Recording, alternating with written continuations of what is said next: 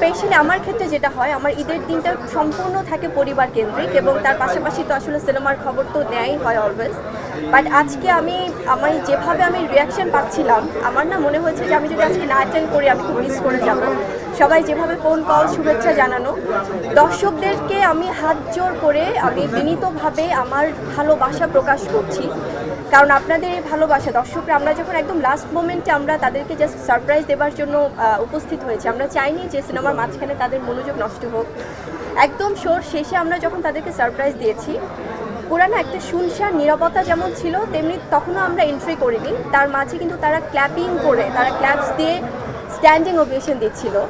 যখন আমাদেরকে দেখলো তারা সবাই জাস্ট, আমি দেখছিলাম যে চোখের পানি ফেলছে, সিয়াম দেখছিল, দিঘি সহ সবাই।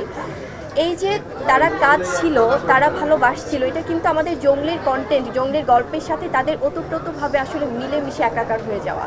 সো আমার মনে হয় এর থেকে বড় পাওয়ার কিছু না। আপনারাই দেখেছেন, আপনারাই বিচার করবেন, আপনারাই দর্শকদের প্রতিক্রিয়া নিচ্ছেন। সো আমার মনে হয় যে দিস ইজ দ্য অ্যাচিভমেন্ট, মানে অ্যাজ অ্যান আর্টিস্ট আমার এই ভালোবাসাটা নিয়েই কিন্তু আমরা সামনের দিনগুলোতে আরও ভালো ভালো কাজ করতেছি।